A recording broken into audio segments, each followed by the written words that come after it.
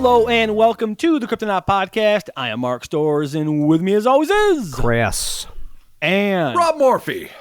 Thank you all so very much for joining us in these days of quarantine. Before we get started, I want to let everyone know hellorspace.com. We are doing a local charity fundraiser for our Meals on Wheels program here in Cuyahoga County. We have the KISS Design Hell or Space, and we have the Plan 9 from Hell or Space design, the two latest designs that we put out. When you buy that, $8 goes to support our local Meals on Wheels. So thank you all to everyone who has contributed so far. The turnout's been awesome. We are super excited about that. So thank you all for that. And yeah, I think that is the intro for the show. Wow. Dope. Yeah. We're just trying to help people out in these weird fucking times. So, you know, how is everyone's quarantine? Rob and Chris, how are we all doing? Fine, Solid. man. Yeah, Good. Great. Hanging out. Okay. Cool. I switched out my vegetables. I now have broccoli flowerets and French cut green beans as a cooler. So I feel like I'm keeping things spontaneous and dynamic. Good. We had a recent bit of I guess it was a synchronicity. Actually, a listener just happened to be listening to the episode, and then lo and behold, boom, they had the California mix, the same one that you had. Oh yeah, I saw that. That's dope pretty as weird, shit. right? Yeah, I know. Well, fucking miracles never cease. Yeah, exactly. Amaze balls. Pretty strange. So yeah, there's that. Patreon.com/Kryptonaut Podcast. $1 is a shout out. $5 is a shout out and some bonus audio. Thank y'all to everyone that contributes over there. We got a lot of cool stuff happening this month. We got some time on our hands, so we figure why not record some extra episodes for that. And we have some Patreon shout outs to do. So who would like to get started? Shit, you want me to do it? Yeah, we have a correction. Why don't you do the correction for us? Yes. Oh, boy. Yes. What we have, I'll tell you, is not Donald O'Connor. That was wrong. That was a fucking complete fail. What we have is a Donald O'Crahur, or Cruhor, maybe, but I think it's a O'Crahur. And I hope I'm saying it with just a hint of Gaelic, which is in my DNA, but not necessarily at all reflected in my voice. So, Donal, if we got it right this time, fucking phenomenal. And thank you again for signing on. And if I didn't, well, fuck. Third time's the charm. Yeah. And again, if we murder your name, let us know and we will correct it. Although the last episode, surprisingly, we got a lot of emails. An overwhelming amount of emails where people are like, "Oh my God, you got my name right!" I'm like, "Thanks, Chris Smith." Yes. Oh my God! I know we mastered it. The slow pronunciation. And believe me, we do appreciate the emails when people are like, "Holy shit, you actually got my name right." We do appreciate those. Oh my God, we do. We appreciate anything we appreciate feedback. Period. But positive feedback, perfection. It's good to know that we're not completely dumb. So. Oh, that doesn't say that at all. There is no guarantee we're not completely dumb, regardless of whether or not we occasionally pronounce a word right. I'm surprised we don't get more emails that are like, "I love you guys because you're so dumb." Yeah, that's true. Like, I'd be like, "Yeah, you get it." Nice, Chris. It's 100% right. Chris, do you want to take these next three? Next is Charlie Collins. Awesome. Charlie! Thank you so much. Emily Cardolis Tate. Nice. Oh, nice. that's an austere name. Totally. And the last one is Tash Lawson. Awesome. That's pretty badass. That's a fucking Wild West name. Not a real Wild West name, like Wild West as filtered through the 80s. Like, this is a Young Gun sequel name. Totally. Thank you so much, Tash. I have Harry. Easy enough. Nice, Can't mess Harry. that up. I'm sure it's Nailed the it. Prince from England. There's no doubt about it. We're being followed by former royalty. That's great. Totally. Next, we have Nicholas Garcia. Mr. Garcia. Thank you so much. Snarby 33. Or it's two smiley faces. I don't. Maybe or it's weird nose. two eyes and two sets of boobs. That's what I saw initially. Yeah. Okay. Yeah. Cool. I All think, right. Well, thank you. Snarby two boobs. Or maybe that's like the way you snarby two boobs. The way you do like a tardigrade in type. Because that looks like kind of a little tardigrade on its side. Maybe it'd have another set of legs. Anyway, snarby, thank you. All right, Robert, do you want to do the last two here? Yeah, sure. We've got Austin Saicki. Thank you, Austin. And Thank you so much. Kane Valkyrie. Oh, wow. All right. Well, nice. Enjoy your stay in Valhalla. Speak well of us to Odin, please. Yeah, that's clearly a Final Fantasy character. Oh, completely. That's great, though. 100%. Kane with a Totally. K, no less. Brilliant. Yeah, totally. So there it is, the Patreon shout-outs. Thank you all so very much for your contributions. We appreciate them. This week, we are talking about living dinosaurs of South America. Just cut and dry. The best. We had a discussion about being dead dinosaurs of South America. But, Chris thanked me for being specific, which was nice.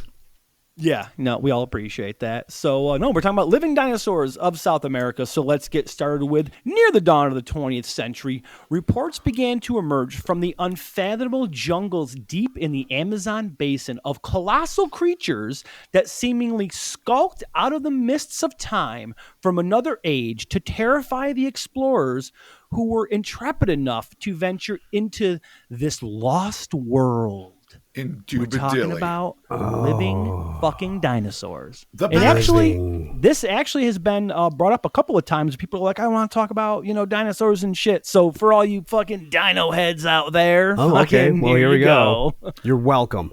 Absolutely. For a lot of us, it's our first cryptid. I mean, they're not cryptids in the sense that they actually 100% are known to have exist, but cryptids in the sense that if anything even close to it is still alive, it is obviously an unknown fucking animal. And not that I think Nessie is an example of it, say, but a lot of people associated lake monsters and all sorts of shit when we were growing up. Oh, yeah. 100%. With the idea of living dinosaurs. So, for anyone that grew up in the last, I don't know how many, like the last half century, the idea that dinosaurs might be alive somewhere, even longer, obviously, because we're going to start way back in the 1800s with this, has been utterly fascinating. And let's just jump right in. All righty. Despite, or tragically perhaps because of, the lamentable aspects of its patriarchal patina, brutal colonial regimes, inherent racial prejudice, rampant sexism, and nearly theater-wide exploitation of indigenous peoples, the 1800s were, by and large, a golden age of exploration, high adventure, and scientific discovery. It is undeniable that the 1800s really, because, we're talking pre-internet, we're talking just an idea where, to travel across the world was a ship voyage of months or at least weeks, depending on how far you were going. The world was big and unknown, and it was fascinating. So I'm trying to get us back into the headspace of that time. And if you lived in a city, of course, it was classically Dickensian, full of shit and regret and filth, and we've been down that road before. Perfect. Yeah, totally. All right, Sweet. Let's now that we've laid the groundwork of this Dickensian error. Yeah, I said error. Error. Yeah, nice. Let's do it. Nice. Yeah, you like that? Yeah, you like that? It was an error. The entire era was an error. Bring it, Rob. Wow. Although the Industrial Revolution had already made its indelible mark in modernizing the world, and superstitions were swiftly giving way to scientific principles, vast swaths of the planet remained uncharted, and therein, it was almost universally agreed, dwelled monsters. The few courageous souls who managed to plunge deeply into these lands of inexorable mystery and returned to tell the tale regaled their listeners with stories of cunning carnivores and massive antediluvian animals that spread like wildfire through Victorian society, creating a fascination with the idea that creatures long thought to have gone extinct might still, in some remote pockets of the planet, be alive and well. Places like sub-Saharan Africa, India, and the jungles of South Asia were all said to harbor their own prehistoric predators, but much of the European public's fascination was focused squarely on the distant rainforests and jungles of South America, where tales of harrowing encounters with bizarre beasts were coming out with alarming regularity. While we cannot possibly cover every report, one of the earliest and most intriguing could be found in all places published in a highly regarded American scientific journal.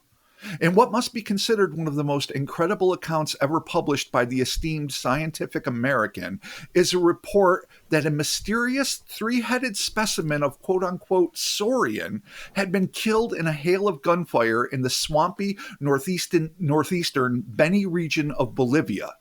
A beast that was then preserved by order of no less than the president himself, Evo Morales. Man, they're just shooting down fucking giant birds and shit. No, saurian, like dinosaurs, but in this case, a fucking three-headed one. Yeah, but so is So a it Ghidorah. like, They're killing a Ghidorah. Yeah, Ghidorah. A Bolivian Ghidorah. Hydra, something. Yeah, all right, half a Hydra. I was thinking of like Sauron from fucking like the X-Men. Yeah. I Yeah.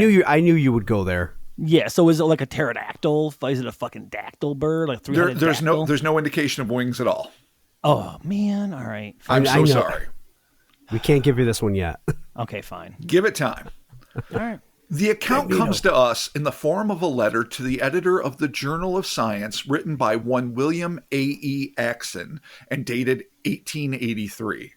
Titled simply A Bolivian Saurian, the information contained therein, if true, arguably represents the most astounding zoological find of the 19th or any other century.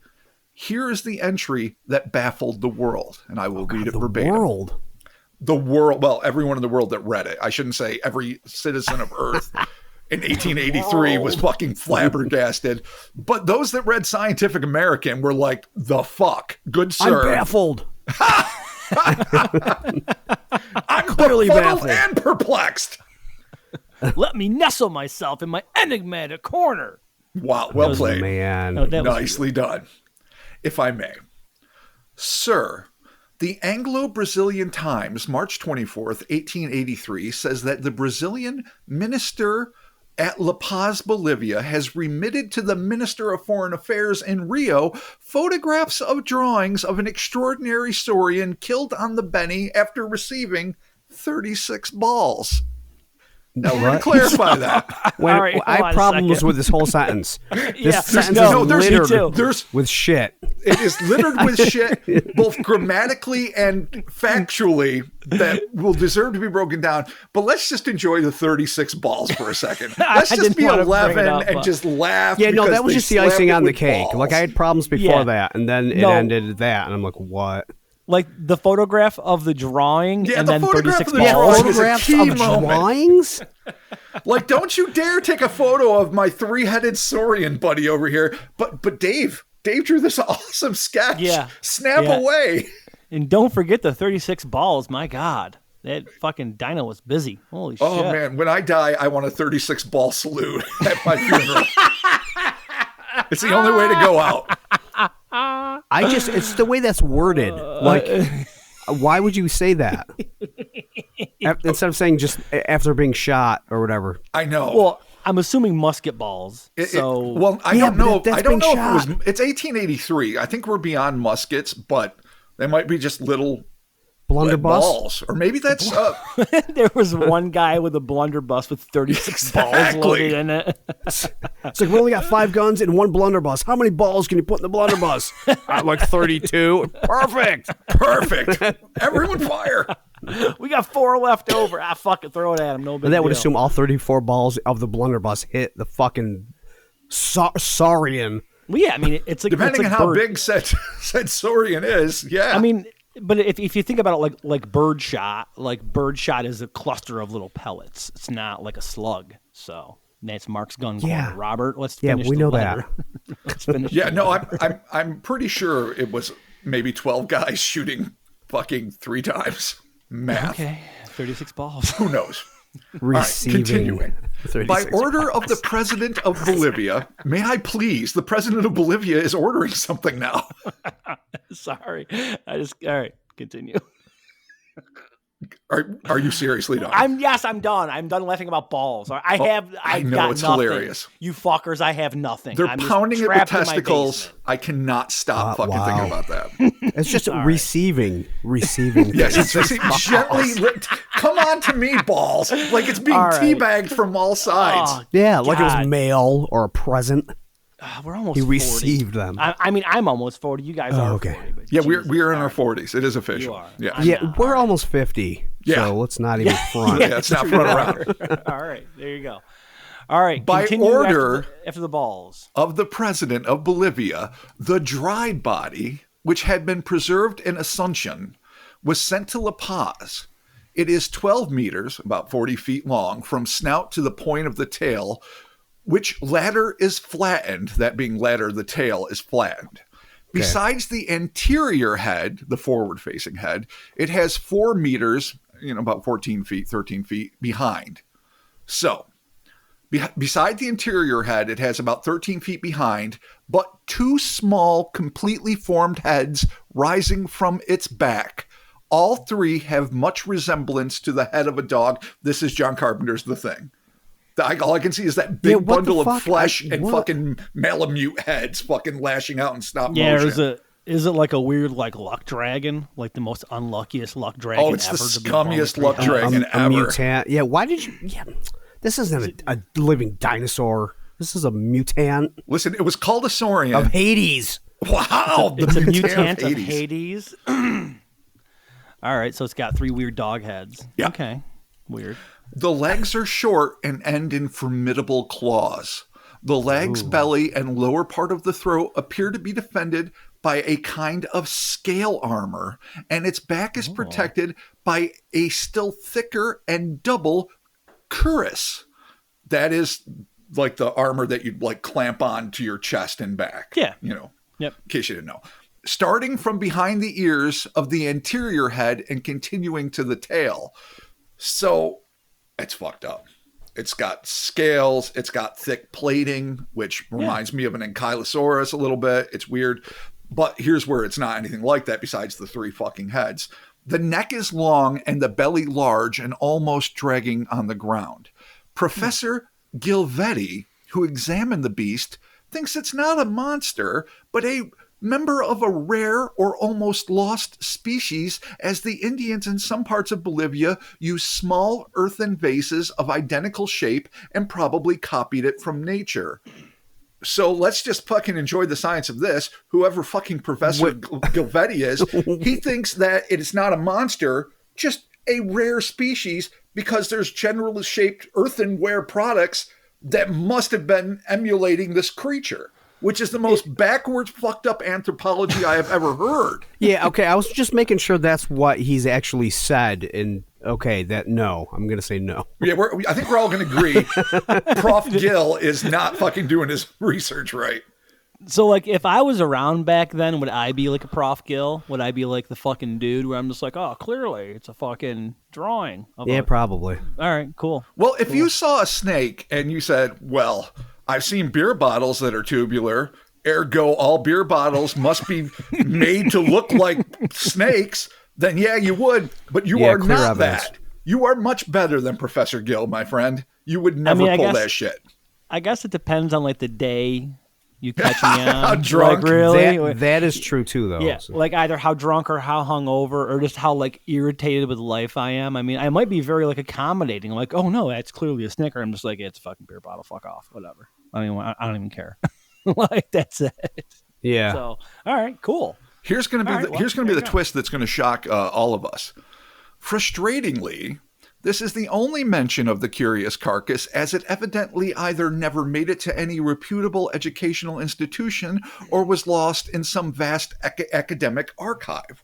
Perhaps tucked away by covetous researchers trying to keep other scholars from stealing away with their prized half-hydra. I knew I'd get to use that phrase. Ooh, Either nice. way, these incredible remains evidently vanished without a trace, if indeed they ever existed in the first place. And I tend towards the latter, not the former, as much as I want it to be a fucking sweet creature. But what can you do? What can you do? It just disappeared on the way to the fucking president's mansion. All right. And while this kooky kaiju-like concoction of a mythical tri-headed dragon and, I guess, armadillo stands as by far the craziest critter to have been allegedly extracted from the region, other encounters prove to be just as vexing. In the early part of the 20th century, legendary South American explorer Percy Fawcett, who along with his son and another colleague would eventually vanish in the inscrutable jungles of the Amazon while searching for the allegedly lost gold-rich city of Z. I'm sure you guys have heard of that. You know, the big deal, people searching for him forever. He was a super famous explorer. And he just disappeared. I think even dude from Sons of Anarchy played him in a movie that I don't think did very well. Really? A few years ago, yeah. I think it might have been called Z, but I'm not sure. Anyway. I was just thinking of like Dora the Explorer, the movie, where they're trying to get to the Aztec City. It is actually the retelling of the Percy Fawcett story. I mean, it's, all right, cool. It's subtle for the kids. Right. They change some of the facts, but yeah. Dude, Percy look, Fawcett. I'm just saying, real quick before we do that, fucking the Dora the Explorer, the live action movie, ain't a bad flick. Just saying. Oh, God damn it. Of course you'd say that. How could it be good? Whatever.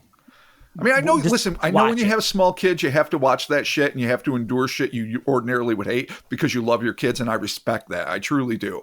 But sometimes I think you give things a pass that might not deserve it. Now, I haven't seen it yet. They get poisoned by mushrooms, and then they trip balls and think they're cartoons. That's all you need to know. Watch it. Robert, please continue. Oh, my God. Wow. Fawcett claimed to have borne eyewitness to an animal which he felt was almost certainly a relic from an antediluvian age. Explorer Leonard Clark, in his 1953 book, The Rivers Ran East, recorded the event thusly. In 1907, Lieutenant Colonel Percy Fawcett of the British Army was sent to mark the boundaries between Brazil and Peru. He was an officer in the Royal Engineers and was well known as a meticulous recorder of facts. In the Beni Swamp, again the Beni Swamp, swamps of Madre de Dios, Colonel P.H. Fawcett saw an animal he believed to be a diplodocus. The diplodocus story is confirmed by many of the tribes of the Ucayali region. East of the Ucayali region, excuse me. I'm stupid. What's a diplodocus? All right, you know the general form of a sauropod, right? Or like what used to be called a brontosaurus and maybe still is. Okay, they think yeah, it might brontosaurus. Be real. I got long brontosaurus. neck, but feet and not flippers like a plesiosaur. Okay, there's a lot of sores in there, but okay. But you know what I'm saying? I'm trying to catch on. Dinosaur, look. The giraffe dinosaur. Does that help? Okay. Yes. No. That not does, as big as a brachiosaurus. I was never into dinosaurs as a kid. Like when I realized that Godzilla was not a T-Rex, I was like, but no, Godzilla's so much cooler. No one's arguing that kaiju is awesome. No one's. In fact, I'm going to discuss that a little bit later. But, I mean, I liked. How do you not love fucking dinosaurs? I liked Dino Riders, and I liked Gigan and Hedorah. Yeah, but I leaned toward the dinosaurs that were Transformers. So like, I liked all the Dinobots. Dinobots were awesome. Yeah. And then I started looking into other like dinosaurs that were real dinosaurs. I'm like, yeah, but you're not a Dinobot. So you're not as dope as the Dinobots. So you guys just didn't give fucks about dinosaurs? I was the only one that gave a fuck about dinosaurs? Yeah, no. I mean, like real raptors. Dinosaurs. Like, I like dragons and weird shit like that. But like, yeah, totally. Like hydras and shit. Listen, like, I'm not going to disparage it. I love mythological creatures like dragons and all the Greek shit that lived throughout the Mediterranean and Jason and the Argonaut stuff. I love all of that. I certainly love kaiju cinema. You guys know that. Everyone who knows me knows that. But it doesn't have to stem from, but you would think it would at least lead to, if not stem from, a fucking appreciation of the basic, most awesome animals, in my opinion, that ever lived on the fucking earth. I don't know, man. Not when you're 9. Yeah, that's exactly when. No, because they weren't as cool. I had Godzilla. I didn't need actual real shit. I'm like fucking, like I said, when I realized Godzilla was not a T-Rex, I'm like, oh, this is fucking sucks. T-Rexes blow their dumb tiny arms. Yeah. I don't even know who you guys are sometimes. I mean, I'm just saying that's why I need help with these fucking. Yeah, you're not really gonna appreciate the actual biology of it. I didn't until you guys keep later. saying you're not, but I completely did. But you know what? Different strokes for different folks. That's all right. That's what I'm saying. I'm not saying you didn't. I'm just saying I didn't. No, I didn't either. I still don't. Like, I mean, they're cool. Like, Velociraptors are dope in fucking Jurassic Park when Star-Lord rides them and shit. That's pretty bomb. Like, I'm all about it. Yeah. What? Everyone just got quiet, you fucks. What? No. I mean, I'm just, it's fine. You don't have to like dinosaurs.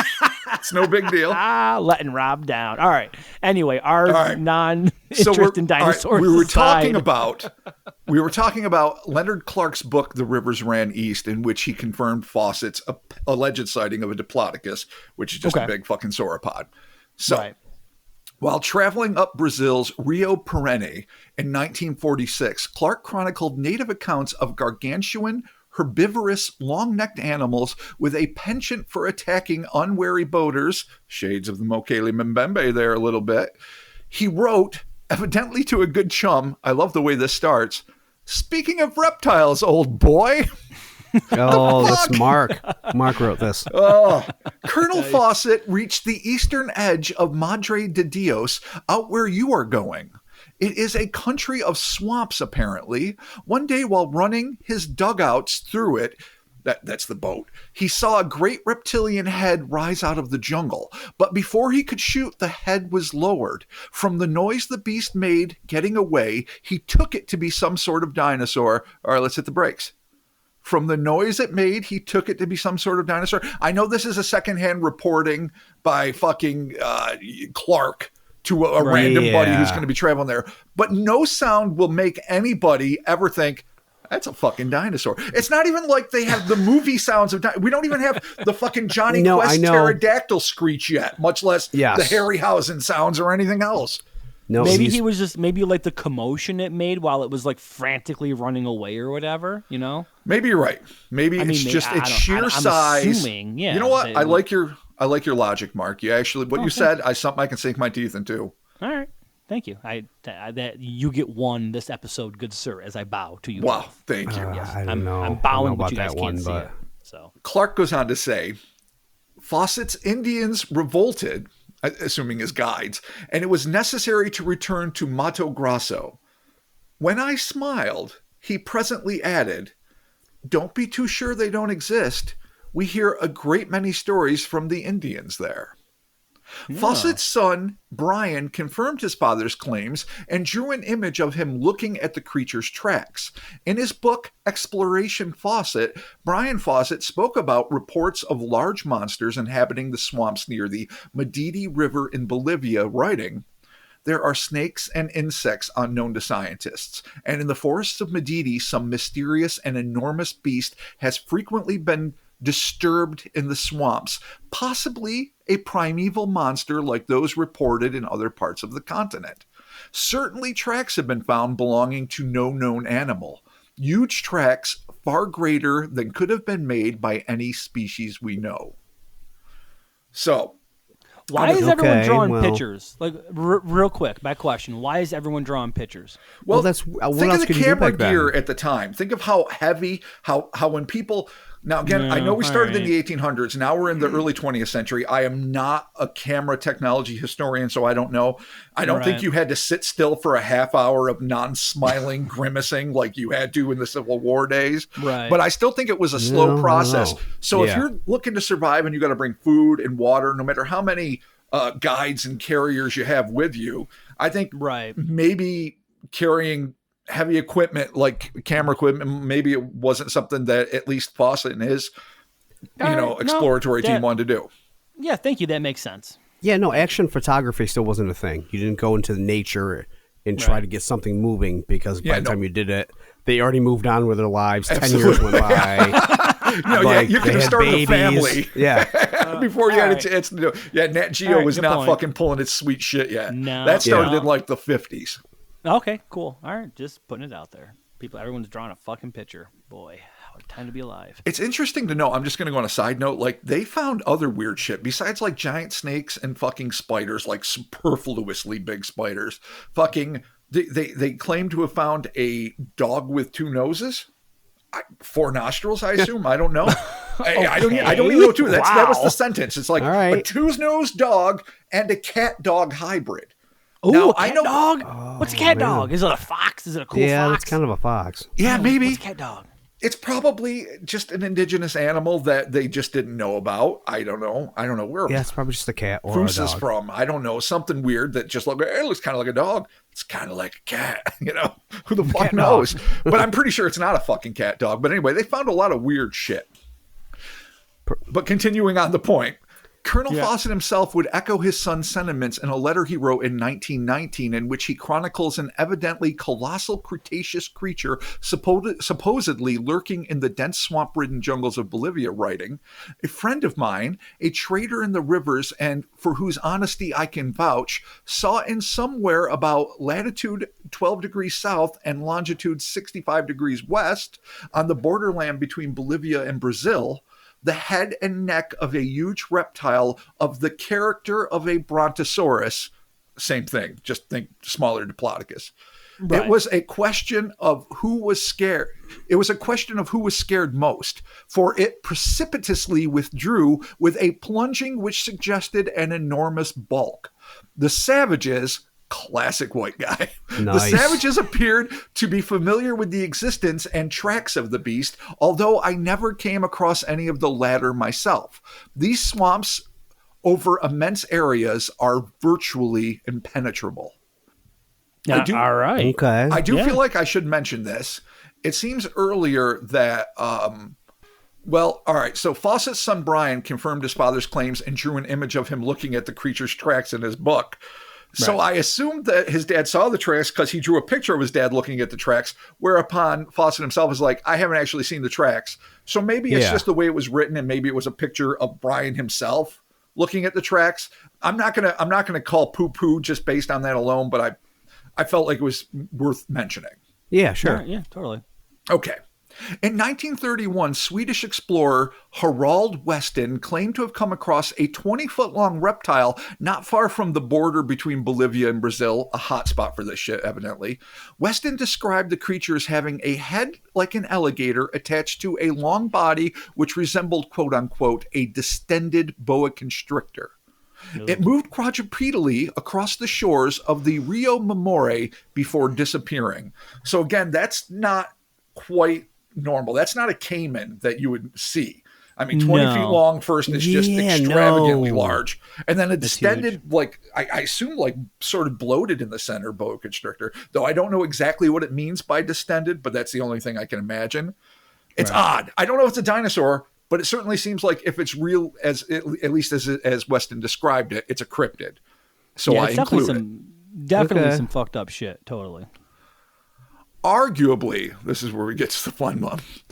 One of the most frightening encounters reported from the region hails from October of 1907. So now we're going back in time a little bit, and concerns a pair of European explorers who, along with their native guides, came face to face with a monster from Earth's distant past, or at least a descendant of something that seemed decidedly prehistoric. German explorers Franz Hermann Schmidt and Captain Rudolf Flang were being escorted up Peru's remote and dangerous Solimes River when they noticed that the area was strangely devoid of life. They were used to seeing caiman and iguanas and other snakes and things and monkeys by the shoreline, and the shit was just barren. So they were like, what the fuck? You know, when you get that unnerving, unnatural quiet, it's just, you know, something's wrong. Yeah. After grounding their boats, the men discovered an array of massive footprints on the riverbank, which greatly agitated their native guides. The men were warned that they should not remain in the region, but with typical Western condescension, they dismissed the concerns of their much more experienced guides and decided to make camp near the site. When they awoke the following day, fresh prints were found along the river, not far from the camp. Flang decided that he was going to track them and disappeared into the dense jungle brush, but within minutes, the sounds of pandemonium echoed through the foliage. No. A group of monkeys who had been eating fruits nearby screamed in terror, and birds screeched as a massive, unidentified thing crashed through the rainforest. The sound sent the frightened guides running for one of the canoes. They piled in and pulled out into the water. Flang came running from the forest, and he and Schmidt stood their ground. Schmidt would later describe the scene. And from this point, and for a little while, I'm just going to be quoting what he wrote. One of the excited Indians began to paddle the boat away from the shore, and before we could stop him, we were 100 feet from the waterline. Now we could see nothing, and the Indians absolutely refused to put in again, come back to shore, while neither Flang nor myself cared to lay down our rifles in order to paddle. There was a great waving of plants and a sound of heavy slaps of a great paddle, mingled with the cries of some monkeys moving rapidly away from the lake. One or two that were hurt or held fast were shrieking close at hand. Then their cries ceased. For a full 10 minutes there was silence. Then the green growth began to stir again, and coming back to the lake we beheld a frightful monster that I shall now describe.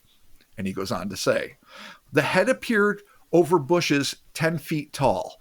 It was about the size of a beer keg, something we can all identify with. Finally, a measurement we can understand.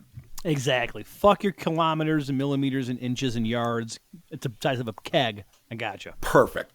And was shaped like that of a tapir, as if its snout was used for pulling things or taking hold of them. That's interesting because it does indicate maybe a herbivore.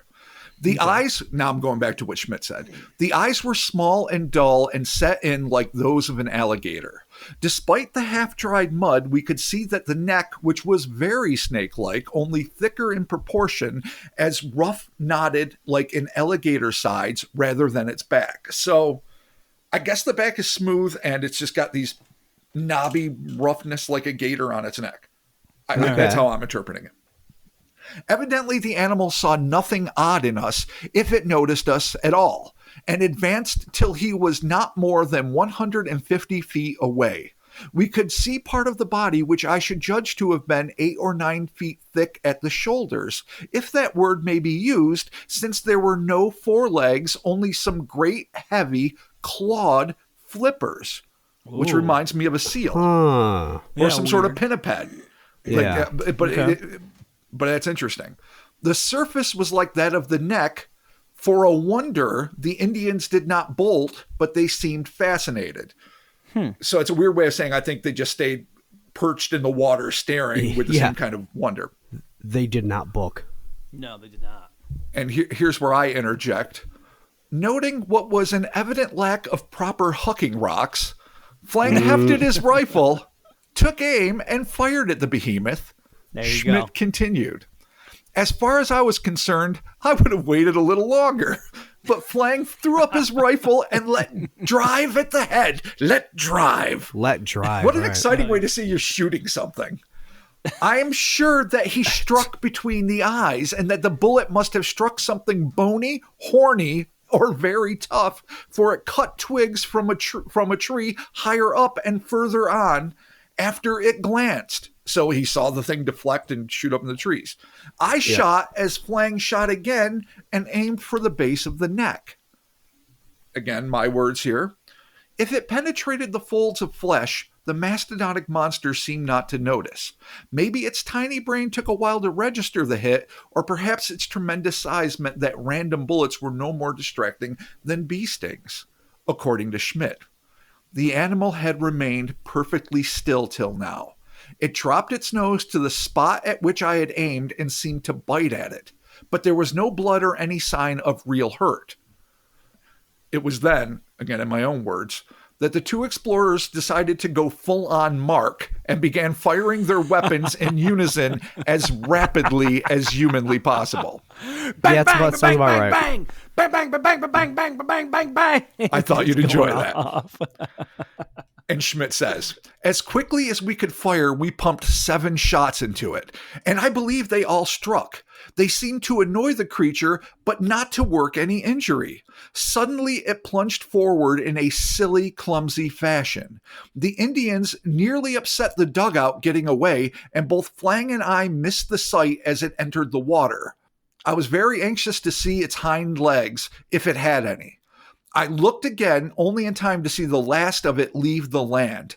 A heavy, blunt tail with rough, horny lumps. The head was still visible, though the body was hidden by the splash. From this instant's opportunity, I should say that the creature was 35 feet long, with at least 12 of this devoted to the head and neck. So not an insubstantial animal. No. That's pretty fucking big. Oh, it is big. It is big. And maybe saurian big, but as I'm going to say in a second, I'm not entirely sure this is a fucking dinosaur. In 3 seconds, there was nothing to be seen except waves and muddy water. The movements of this waterside growth and a monkey with its hind parts useless hauling himself up a treetop. As the Indians paddled frantically away, I put a bullet through the poor thing to let it out of its misery. But if Schmidt thought he'd put an end to the thing, he was sorely mistaken. The author continued. We had not gone 100 yards before Flang called to me and pointed to the right. Above the water, an eighth of a mile away, appeared the head and neck of the monster. It must have dived and gone right under us. After a few seconds' gaze, it began to swim toward us, and as our bullets seemed to have no effect, we took flight in earnest, losing sight of it behind an island. We did not pick it up again, and we were just as well pleased.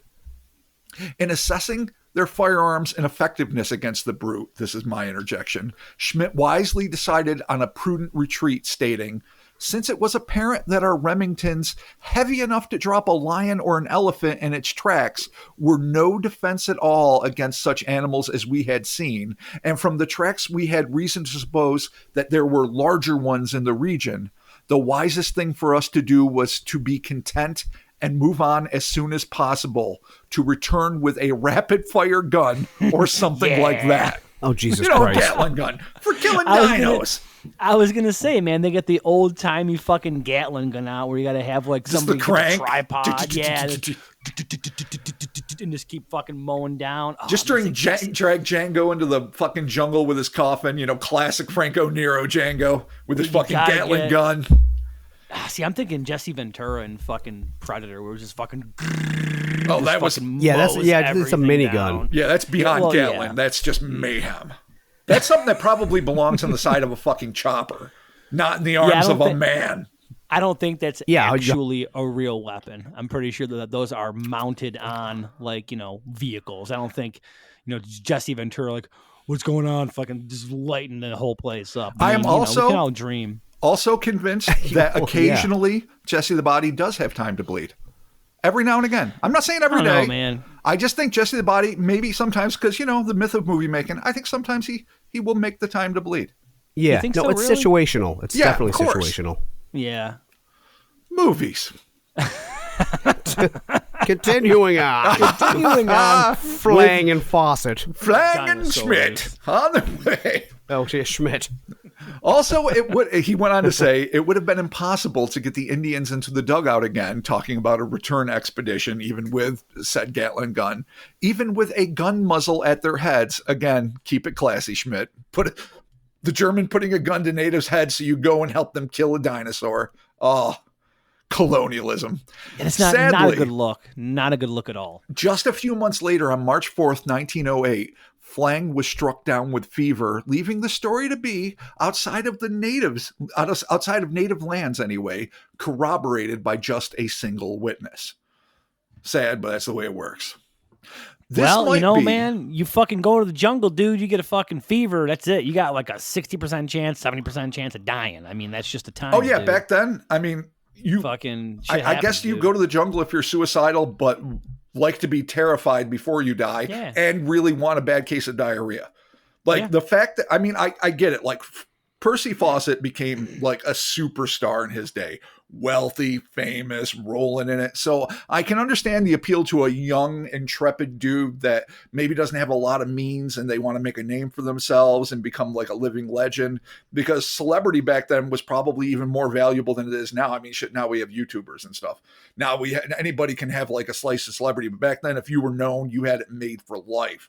So I get it, but it was also like just either suicidally stupid or so goddamn ballsy as to be beyond my ability to understand why. Like, I would be like, yeah, no, I'm going to be one of the armchair guys. I still am, really. I fucking like, yeah, even I could have an air mattress and fucking all the comforts fucking, I'd be like, yeah, no, the jungle's for you, dude. I mean, but you got to figure back then it was all completely undiscovered. So if you're out there making a name for yourself, you're gonna make your career like in a weekend, and then be like, that's it. I'm the new hot shit. Yeah, but it's not a weekend. It's a 17-month expedition into the bowels of the Green Inferno, from which half of your expedition is almost guaranteed not to return. You're gonna get Groot slanged. You know you fucking are everywhere you turn. Getting Groot slanged. Always happens. Adventure, not for us. Continue. No. All right. This might be one of the best encounters on record, but it would be far from the last. In 1975, an Amazonian guide named Sebastian Bastos reported that one of his canoes had been torn apart by an 18-foot long-necked reptilian monster, very much akin to the plesiosaur-like creature reputed to lurk in Argentina's Lake Nahuelhuapi, which the locals have affectionately christened Nahuelito, which is one of it's the Nessie of South America. It is one of the most famous lake monsters down there. And that's one of the things I didn't spend a lot of time on. I'm going to talk about this a little bit right now, but of course, lake monsters and plesiosaurs have gone together like peanut butter and jelly. Despite the fact that I think it is very unlikely that aquatic reptiles, even though they've proven that plesiosaurs, I don't even know if I'm saying it right, could live in very cold water. That was something that was always used to poo-poo the Ness theory, the Loch Ness theory. But I still think it's absurd regardless of the fact that they could live in frigid waters because they just couldn't have survived the environmental changes. But the fact that some sort of long neck animal might have evolved to live in lakes, that's a whole other breed of cat. Anyway, That having been said, if anyone's interested in Nahuelito, there's a really cool documentary called The Boogeymen. It's like a series that I think was made in either Ireland or Britain, and they have a nice documentary on YouTube for free. And get Peter Costello's In Search of Lake Monsters, which has an excellent chapter on it. But there, PSA over. Cool. Now going on to the next bit on plesiosaurs. In a series of articles that were published in Pursuit magazine between 1977 and 1979, Silvano Lorenzoni made the extraordinary claim that a local trader had spied a trio of plesiosaur-like things, quote unquote, swimming in a lake located on the high Ayuan Tepeyu Plateau. I know I said that wrong, but just live with it. From where the striking Angel Falls originates. Have you guys ever seen Angel Falls? This like huge plateau in Venezuela, yeah, absolutely. And it's got that, that gorgeous waterfall, and it's like a whole like lost world up there, literally. Which originates in southeastern Venezuela, like I said. Lorenzoni further asserted that reports of massive lizard-like reptiles were also coming from the valleys along the Venezuelan coast. Then in 1995, a group of geology students testified as to seeing a pair of 30-foot creatures with long necks wading in the Paraguacu River in the Sincora mountain range of eastern Brazil. And as recently as 2004, reports have come in from Chile's Atacama Desert, which I think might be where the dog-faced gargoyles were, regarding theropod-like animals known collectively as the Eureka monsters. But we're going to deal with that one another day. That gets its own pod at some point. Okay. Nice. Okay, so I'm just going to wrap this up on a geek note because we already talked about you guys hating dinosaurs, always will. That's fine. Whatever. I'll live with it. No, I'm kidding. You son of a bitch. On a fascinating pop culture note, Tales of the Prehistoric Patagonian Predators, which came really close to being the title to this piece, but I decided Living Dinosaurs is going to be it, may well have helped give birth to one of the most maligned yet beloved subgenres in cinema history, the giant monster movie. Newspaper reports of Percy Fawcett's exploratory exploits in South America enthralled the British public, winning him a prestigious medal from the Royal Geographical Society and, even more significantly for geeks the world over, inspiring Sir Arthur Conan Doyle to write his 1912 novel The Lost World. This tale of an expedition to a plateau in the Amazon basin where prehistoric animals managed to survive inspired the silent 1925 film of the same name, which in turn gave an up-and-coming stop-motion animator by the name of Willis O'Brien a chance to shine. O'Brien's extraordinary achievements would lead directly to the production of the seminal giant monster movie King Kong, which in turn would lead to Mighty Joe Young letting loose Ray Harryhausen to make movies such as The Beast from 20,000 Fathoms, which in turn inspired Japanese producer Tomoyuki Tanaka to assemble the astonishing creative team that would unleash Godzilla and its ilk on an unsuspecting world. So in a very direct line, if Percy Fawcett hadn't at least claimed, even if he didn't, to see dinosaurs, there's a very real chance that we would not have Dinobots, fucking Godzilla movies, King Kong, or any Jurassic Park, Jurassic World, any of that shit. I mean, eventually somebody would have made a dinosaur movie because they're a fascinating part of Earth's history. But the way it unfolded and the films that we have that we grew up loving now almost certainly wouldn't exist were it not for these Patagonian and north of Patagonia, South American sightings of dinosaurs. So I just had to add that in as a complete fuck-sucking geek and lover of kaiju cinema. Oh, yeah. And giant monsters in general, as we all know. Yeah, totally. So that is our overview of some of the more compelling, especially the old Schmidt and Flang, Yep. the old partners extraordinaire, and Percy Fawcett and others. And again, this is continuous too. I mean, when you go up to the Eureka monsters, which I know we said we're going to do in our own thing, these are fucking crazy things that are happening in the 21st century. And there's going to be some people that have paranormal ideas or whatever. But anyway, that's the bulk of it. So let's just fucking savor it and break it down. All right, so let's start with shit that exists on Earth currently. Quite possibly they could be seeing just animals that they didn't know or that they don't understand because the area hasn't been explored. Sometimes. Yeah, I was thinking like hippopotamus or like rhino or something like that. Just something that's like large that would be around the water. Let me help you out for real quick. There are no hippopotamus or hippopotami, whatever the word would be, or rhinoceros in South America. You know that, right? Except maybe in zoos. No idea. That's an African thing and Asian. Okay. All right. Well, I was wrong. There was my Way to go, Mark. See, if you studied dinosaurs and just a hint of zoology, dude. I mean, I could, but I'm not going to. Okay. So, all right. So, but okay. So, Rob, in the area are nice laugh. Because it's just funny. I'm not There's going to no learn. elephants I don't give either. a fuck. Let me cut you off right now. Yeah, No giraffe. They're not confusing long neck creatures with a giraffe. So None is there of that anything? shit. Is there any larger animals in that area you think that could be mistaken for something? There are giant armadillos, which okay. How giant are we talking? Like pretty big. Like I don't know exactly how big, but fucking like 4 or 5 feet. Maybe longer with the These tail. things are like 5 times the size. According to no. I'm just to what they're saying.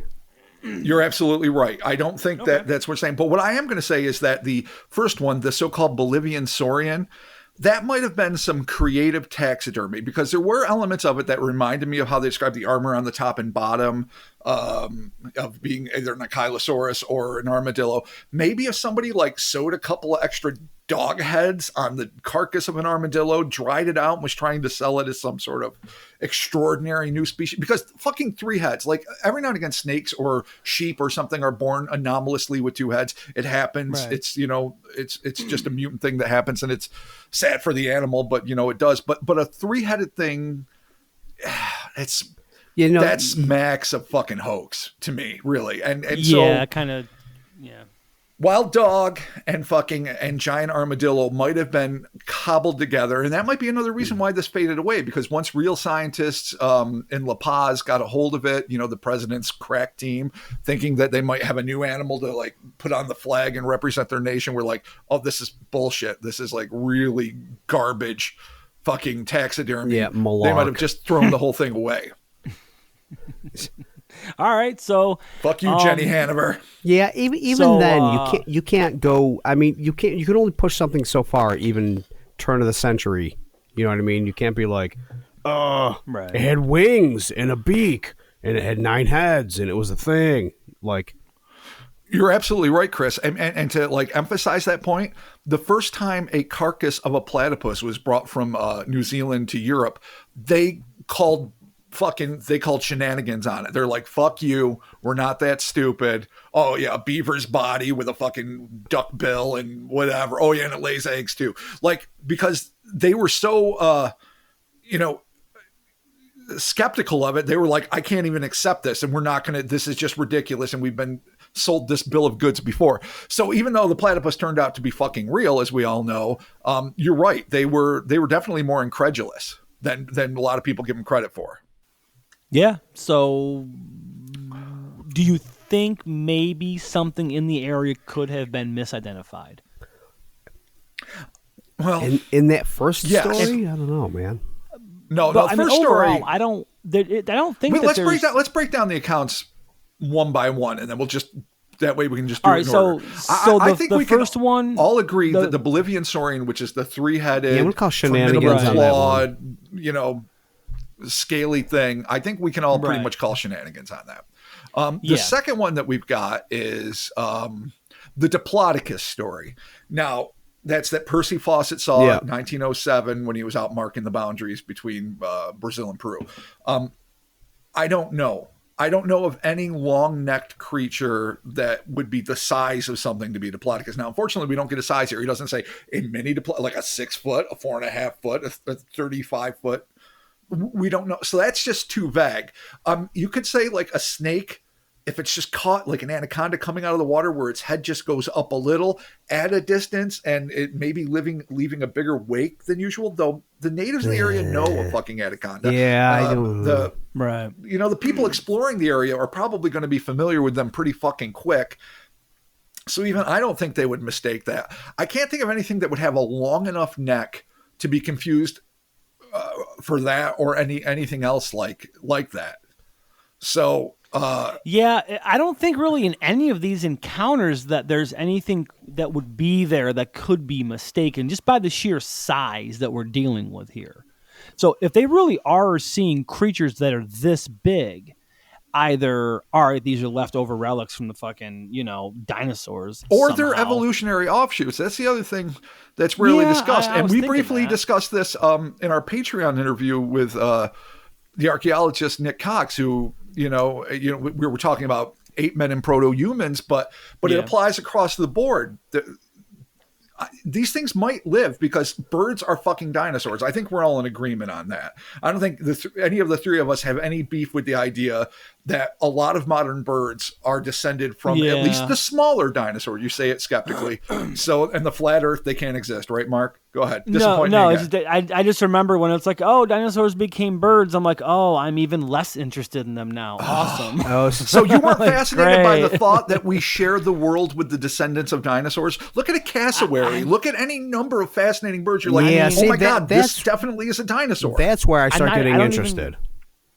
Thank you. The cassowary especially, that's a fucking dinosaur. That is not a bird. Oh, that's a fucking that's 100% a dinosaur. If you've never seen one, look up a fucking cassowary. They're fucked up. They're dinosaurs. 100%. They're 100% dinosaurs. Yeah. And they're deadly as shit. They will fucking eviscerate you. They're an awesome bird. So anyway, my point is this. If they can give rise to birds, why can't other species have come out of it? Now, maybe they would fit into one of the branches. Not necessarily reptilian, not necessarily avian, though it could be, I don't know, some weird hybrid there. Maybe even amphibious that, it developed a long neck because, say, if it's a herbivore, to reach the branches of low-hanging fruit, kind of like the Mocaelum mbembe is supposed to do, that come over the water so they can come out and get it without endangering themselves by going onto land. There's a lot of different things that could happen over millions of years. I mean, evolution happens a lot quicker than that, we've discovered, when it needs to, especially in a closed environment. But especially over the course of multiple tens of millions of years, any number of things could have evolved that might have. It's not necessarily an exact duplicate of something that died out 65 million years ago. It could be a whole new thing that just happens to look like it, the way a bat and a bird look basically biologically similar from a distance, but are fucking completely dissimilar if you did not an autopsy, but if you dissected one. They're people too. Well, yeah, shit's flying. That's the deal. Yeah. But right. So if this is some weird evolutionary offshoot, then I'm going to assume that they have to be able to maintain their population, because you're not going to get one that just lives for fucking 20 years and all of a sudden it's gone. You gotta. So there has to be some sort of way to keep this line going. And like you mentioned with Nicolaus, how he had, said X amount of, I forgot how many thousands of years ago, it wasn't really that long ago that there was, what the fuck was it in Russia that he mentioned that there was an island off of Russia where they had like mammoths, like 4,000 or 10,000, like some ridiculously short, like smaller woolly mammoths were living in an island off of Russia because they were a closed population. Yeah. So maybe that's what we're dealing with here, is just that it just so happens to be in this area that there is a closed population of some sort of weird, second cousin to dinosaurs or whatever, just happen to be popular, or their natural descendants. Yeah. Right. So, I mean, it was assuming that though. I'm just going to go on a limb here and say that maybe they're all dead now because we have not really heard or seen hide or hair from them. And considering all the GPS tech that we have, I would think we'd be picking these fucking things up. All right, let's go. Yeah, two ways with that. Okay. In one way, you're absolutely right. The the rainforests have grown so much smaller. Well, grown's the wrong word. They've been decimated. Destroyed. Yeah. But it does not mean that there aren't still pockets. So on one hand, you're right. The technology has increased exponentially, and the environment where they can live, especially compared to the early 20th century and the 19th century, has diminished phenomenally, tragically. But there are still vast swaths of uncharted spaces in Peru and in a lot of the Amazon basin where, even though you can look at it from Google Earth or you can see it from above the trees, you're not really balls deep in there. Tons of unknown species. And if these things became more diminutive through evolution, obviously it's not what we're talking about here. A lot of these things might be able to survive. Exactly. Like, pygmy hippos, pygmy elephants. Right. A lot of things go pygmy after a while, but these things aren't pygmy. So you're right. On one hand, I will own what you said and say, yes, their environment is smaller and the technology is better, but I will not suggest that it's been GPS down to the nth, because there are still a lot of places on this earth, especially in Africa and in, Oceania, all those islands out there, and in South America that are really uncharted to this day. Yeah. Well, I mean, how many polar bears are there? Like 4 or something like that? Like, we have a count of them. So, I mean, like, I'm just assuming that if there is, or if there was, I mean, or, conversely, what we could be dealing with is maybe this era, this time was the end of the species. This was them dying out. I mean, like, if they're that large, imagine what they have to use to maintain themselves. That You're right. They would require a ton of resources. They would eat half the fucking jungle. So maybe what this is just the tail end of their lifespan, and then all of a sudden, boom, it's not uncommon, obviously, for species to go completely extinct. So maybe that's what we're dealing with. It just seems that they're so large that we would definitely have more. That's an issue. Info, I mean, it's always an issue when you're talking biology, like, this could exist, but if it did and evolution was a thing, why is there no bones? Why is it not in the fossil record? Even though there's like gaps, the Sasquatch. That's the argument. It doesn't mean it can't. Like, if these places haven't been gone through and really dug into, then I guess you're not gonna know. But like, why ruin a fucking rainforest or whatever just to look for a bone? Or, that's true. Like, you're not gonna I wouldn't pay that and price. Neither would I. No, I don't think any of us would. But as is often pointed out by Sasquatch researchers and hunters of like bear or whatever, an animal's remains will decay so swiftly, be consumed so swiftly by scavengers, and fall back into rot in the jungle and basically melt away, bone and all, especially in a very moist rainforest area, even quicker than in, Pacific Northwest is a moist forested area, that you could easily say, well, all right, there's a reason why you're not coming across these bones. And when people are just flat out raising the land to make, farmland or whatever they're doing, destroying vast swaths of jungle, they're not archaeologists. They're not poking around looking, or paleontologists, for snippets of bone. They're just destroying swaths of jungle and rainforest to make flat, fertile land for farmers. Yeah. So a lot of this shit couldn't fade through. So the fact that they haven't found the bones, to me, is not de facto evidence that there are no bones to be found. But you're right. It is an interesting question, and it really does deserve an answer. But let's move on to what I think is the most interesting case in the bunch, and certainly the longest one we dealt with, and that is, of course, Schmidt and Flang and their fucking crazy encounter with, and we can describe it again right here the way it is. It's fucking fascinating, because he just says literally, and I shall describe it now. The head went over 10 feet tall, but that's not ridiculously high.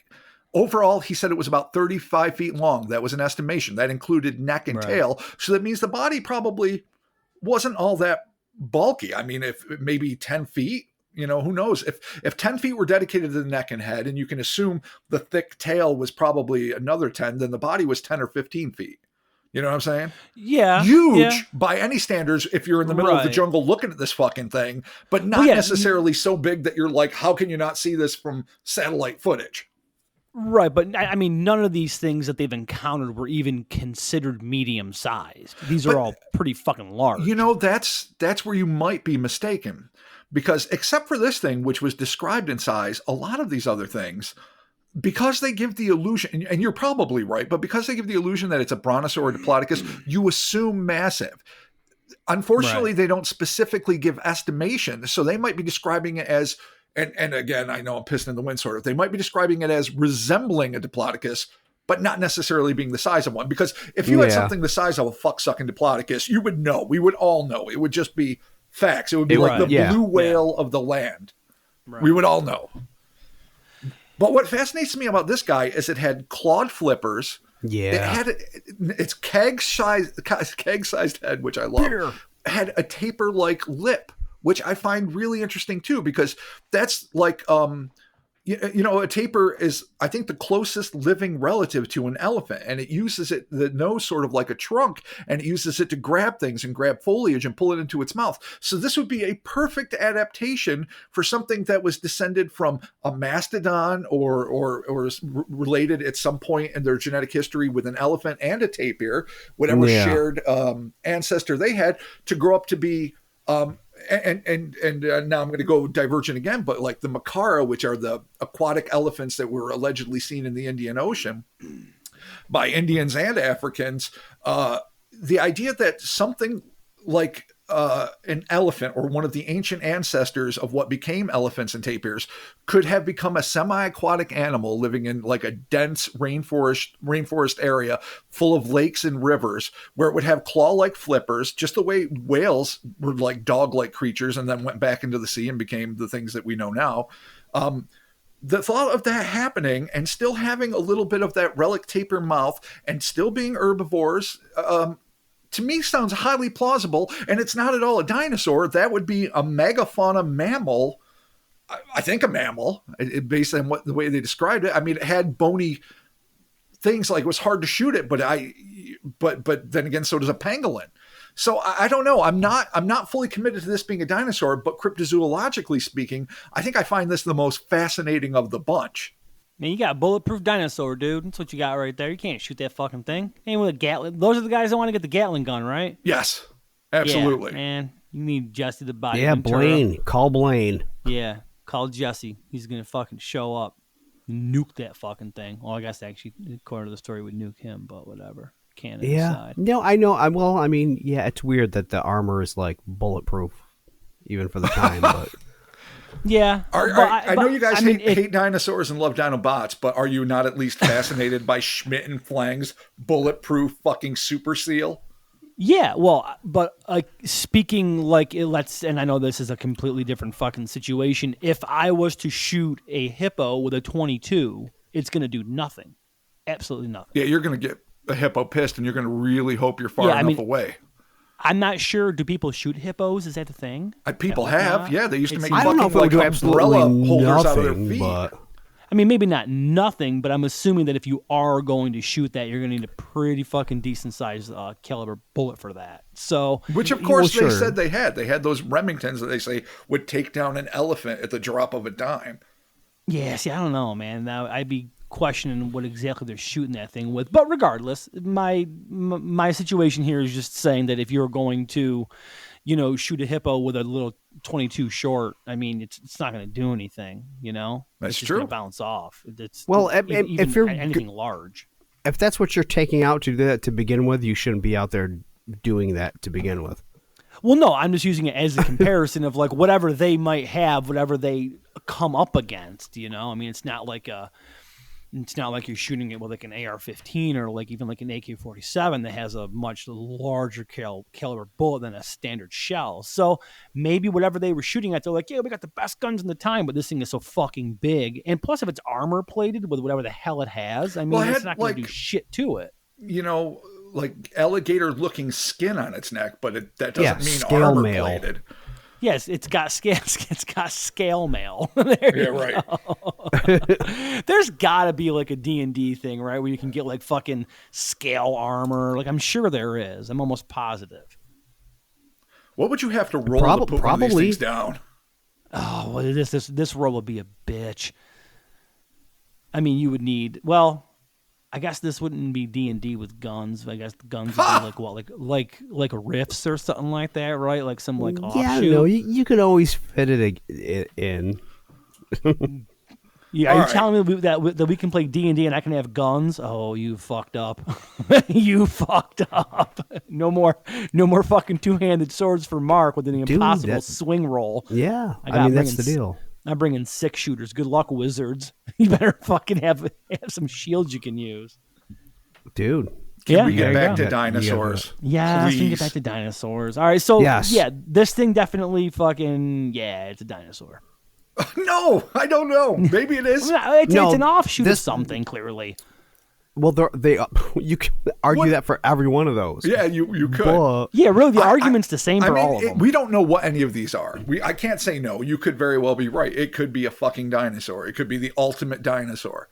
I think there's a chance, like Hoovelmans described the long neck seal as one of the many classifications of sea monster. I feel like this is more. Well, like I say, like something that might be related to ancient elephants and tapirs and have like pinniped like appendages that allow it to function in the water and on land. I mean, when it said it clumsily slopped into the water or whatever Schmidt wrote, tell me every time you've seen an old documentary of a walrus or a sea lion, they don't look graceful until they're in the water. When they're in the water, they're all Michael Phelps fucking squared. But until they get in the water, they're just sloppy fat fucks that are just doing what they're doing, laying on the fucking rocks. And then once they're in, they're graceful as the dicks. So yeah, maybe they just caught this thing sloppy on land trying to eat some shit. They kept popping at it for fucking whatever reason because they're dicks. And then it's just like, fuck. Splash in, and he's back home.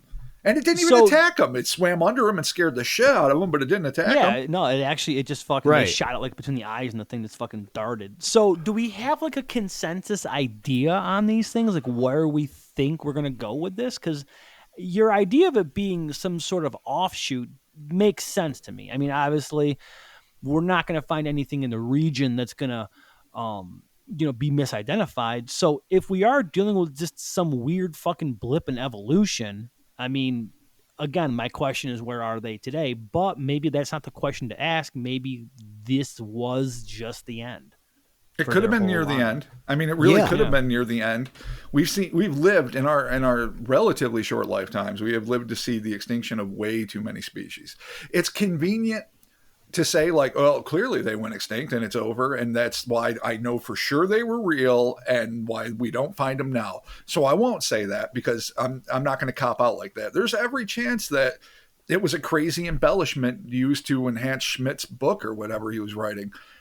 But it comes off. We didn't take that. Yeah. You have to accept that with every single account, really. Right. But it's delivered so prosaically and in the context of other stories that are just standard expedition stories. Even, Dr. Roy P. McAlew was, at the Chicago University and was the leader of the Loch Ness Investigation Bureau for a while and went looking for the Mokele Mbembe. He was like, this is compelling. He goes, it doesn't mean it's 100% true, but the way this case is presented in the context it's presented seems like a matter of fact retelling of an event that happened. So I find this one fascinating more so than random reports of plesiosaurs at the top of Angel Falls or certainly three-headed what's or nuts. But I'd like to think that I know for 100% fact, just as I know that even though it's not proven that we are not the only life in the universe, I know that there are species as yet undiscovered in South America. That's just a fact. Yeah. Now, a lot of them are insects and fish and fucking tiny lizards and things like that. And that's all great. But maybe some of them are a little bit bigger and maybe some of them represent things that would really blow our mind if we actually find them. And I hope we do get a chance to find them before they completely die out. I don't necessarily think they're dinosaurs, though I would love to think that they would be descended in kind of the way birds are into something equally fascinating. But But I guess that's hope springs eternal more than me thinking it's likely. So I guess we can take it like one of two ways here. We're either dealing with things that are just an unknown evolutionary offshoot, or it's just lies. Well, really, just I mean that's it. Either that these everything we do. That is lies the alternative to every fucking story. Yeah, which I mean, I guess not lies, that. Misinterpretation. That's also a fact too. Yeah, it's just or you're talking about it's weeding out what you think could be true as opposed to how they're telling the story. Right. Or we could just be dealing with people that go out there and they're like, oh shit, we got this fucking great tale and this is going to net us some fucking, some clout back in civilization, because they're out there in the unknowns like, oh, we saw fucking all this crazy shit, which is not unheard of. You can't deny the possibility of, now things are so easily confirmed. Everyone has a cell phone. You will be filmed. You will be vetted. Right. Reporters are everywhere. But back then, if you were a European or an American in Africa or, the deep islands of Asia or South America, you knew that the shit you were sending out, the correspondence stories you were sending out were years and years alone. There will be no one there to confirm or deny anything you say. And so your veracity was basically just how much integrity you had. And if you had a particularly boring week and you wanted to spice it up, I'm sure many of the people they saw a jaguar saunter by in the woods, and it's like, and then the attack came. I was in my tent, trying to get some sleep, and the claw wrapped around my head. I'm sure there were tons of 100%. With real carnivores and real things. To me, it is just as likely, I suppose, that someone would just pull something completely out of their ass. But that's like a whole different breed of cat. Back then, I guess you could be open-minded to the thought that these things might exist.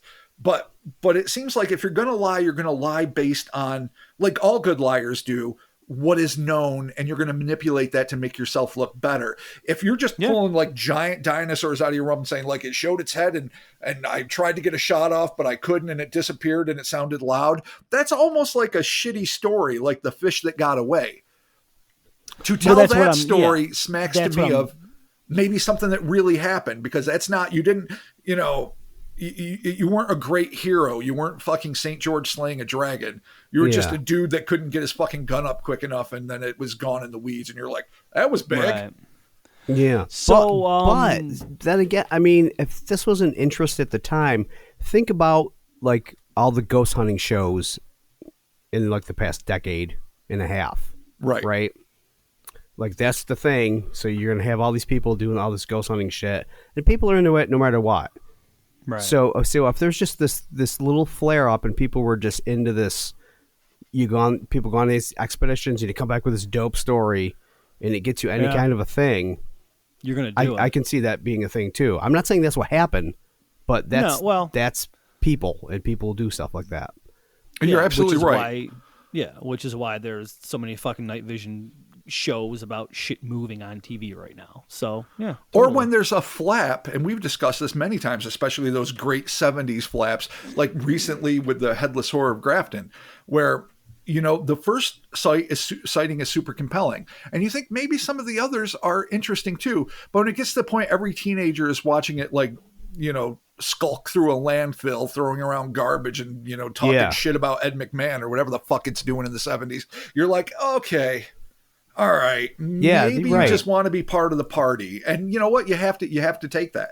You have to like take the evidence as what it is. But the further you get from the source, you're right. The more it becomes like you better have some substantial proof to back this up. Otherwise, it just sounds like you're riding the coattails. And I'm sure that happened quite a bit. Chris makes a very valid point that probably a lot of people but the dinosaur craze, it blew up in 1912. So these people all would have been a part of it. It wasn't necessarily in the 1800s, but the idea of like the lost world of Patagonia, this, plateau, But then again, that was inspired by the reality of the sightings, allegedly. So that's one of those things, sort of like Creature from the Black Lagoon, that was at least allegedly inspired by a real cryptid story, which we will do someday, and then became a famous monster, which when shown on TV might have inspired other aquatic humanoid stories that might not have been as real.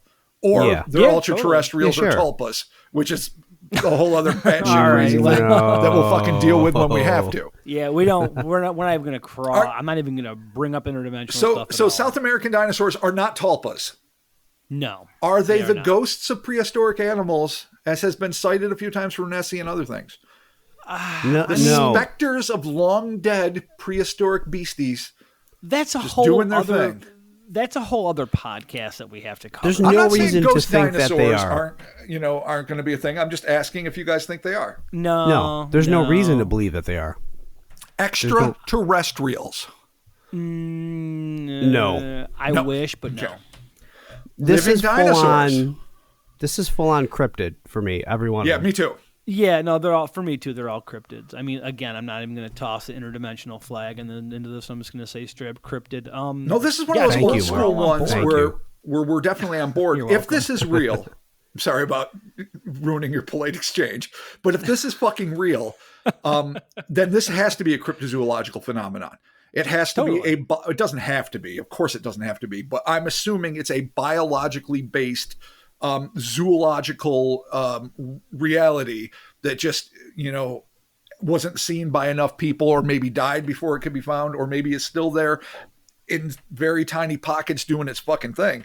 And I kind of love that, because that was the first thing that I came to in this, as much as I love ET and weird shit and talking mongooses and all that fun shit we do. The first thing that brought me to this fucking was a love of dinosaurs and a love of alternative zoology, or the zoology that wasn't known yet. So this is kind of like a fun throwback one where I'm not saying I think they're definitely dinosaurs. I absolutely don't think that for the most part, but that they are unknown animals in some cases that, have some traits that the people of that era associated with dinosaurs. That to me is pretty plausible, and I find fascinating. And I would like to think that is what at least some of the more intriguing cases we dealt with here might have been. Yeah. So there you have it. On the rare occasion, we are all in agreement. So there it is. Yeah, I know. That's what dinosaurs will do. The veil is closed. Wow. Close there was no thin veil here. There was no. Man, I mean, they could have been ultra-terrestrials. I mean, they did scare the fuck out of people. Shut the fuck up. I mean, I was shut the fuck up. Don't even. We almost got away with it. No, I was gonna toss it out there, but I'm like, you know what? I'm just not gonna do it. Oh, that was the most sincere "shut the fuck up" I have ever received, and I've been told that a lot in my life. Chris is just not fucking. Shit. No, we did this. Nope. You put the nail in the coffin. You do not get to open it back up. Shut the fuck up. You can't do it. All right. Well, there you have it. Thank you for joining us for this week's episode of the Cryptonaut Podcast. Woo! Living dinosaurs of South America, not dead dinosaurs. No, not fossils. Which there are plenty of. This is not the fossil episode. As always, the Instas, the Twitters, the Facebooks, find us on the social medias. Thank you all so very much for the messages and the DMs. That is awesome. Our Facebook group is the fucking best. The link will be in the description of this podcast. Check it out there. Keep all those posts coming. It's a cool little community, man. Good people. Honestly, I do too. It's fucking awesome. And thank you everyone that keeps I laugh out loud so fucking often. You guys are wicked. You know who you are. Thank you. Totally. No, it's awesome there. Hellerspace.com. Again, the first, we have the latest two designs, the Hellerspace Kiss and the Hellerspace Plan 9 from Hellerspace. Those two designs are going directly to our local Meals on Wheels charity. Thank you all. And I think there's a couple more weeks of that going on. So please, by all means, if you got some extra cash, you want to help it out, hook it up. Yeah, absolutely. It helps out a lot of good, hungry folks. So thank you for doing that. Everyone who's done it already, thank you. Everyone's going to do it. Also, thank you. It supports people that really could use the help. So thank you so much. Yeah. So check it out there. Patreon.com/Cryptonaut Podcast. Thank you to everyone that supports us over there. We appreciate it. I think that's it. My brain is fucking pissed. I don't know what happened. I'm just shot. Dude, I don't know if it's the quarantine or what it is, but man. It's the repetition. We're just living the same day over and over and groundhogsing ourselves into a psychological oblivion. Yeah. I love it. And you know what? As ever, I miss you fuckers. I got to say it. Oh, yeah, no, totally. I can't wait to actually see you and drink with you and talk smack publicly. But I have to admit, this is kind of a groove I'm getting into. I mean, I don't want to default to this when the world returns to some semblance of normal, but I'm getting more comfortable with the tech. I am. I feel good about tech. I know. We're getting there. We're making it happen. I mean, it started off a little rocky, rough. is a little rough, but we're there. We're making it happen. That's all that matters. So thank y'all so very much for joining us, and we'll talking to you soon. Stay safe, rock out, fucking hit me up if you want any crypto book lists or whatever, and fucking just be good. Be good to yourselves. Be good to each other. Yeah, stay safe, stay healthy, quarantine, do your thing. We'll be talking to you. Mm-hmm. And you know what? Bye. Fucking, if you don't love dinosaurs, try harder. I've had a real hard time this podcast, and I still love my brothers Mark and Chris as if they were my own. But if you don't love dinosaurs, try harder. That's all I can say. I never said I didn't love them. I'm just saying if you compare a standard ops T-Rex to fucking Grimlock, it's just not as exciting. Well, I know, but then I know, he's a fucking robot. I get it. Listen, that's all I'm saying. Just listen, imagine you're like, oh my God, dinos are so dope. And then you're like, oh wait, Gigan.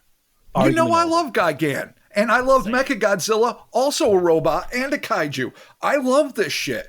But dinosaurs were really here doing their shit and might still really be here. On Lake Murray and Papua New Guinea. Right. In the fucking Congo Basin. Look. Go at your own pace. Go at your own pace. You know what, Robert? Let me get there. All right, man. Let me get there. You know what? Just because we weren't all super geniuses at 9. Jesus like Christ. I just don't care about that type of shit, dude. Like, seriously. All right, fine. And fine. Goodbye. Goodbye, friends. I love you and dinosaurs, but you a little more.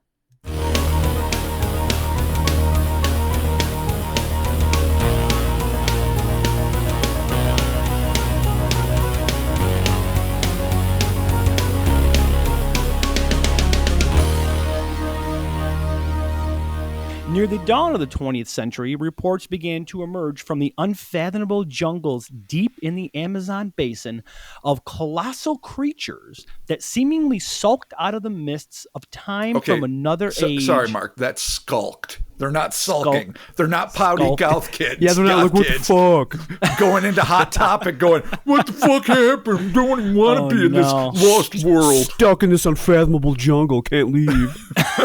All right, we'll try that again. And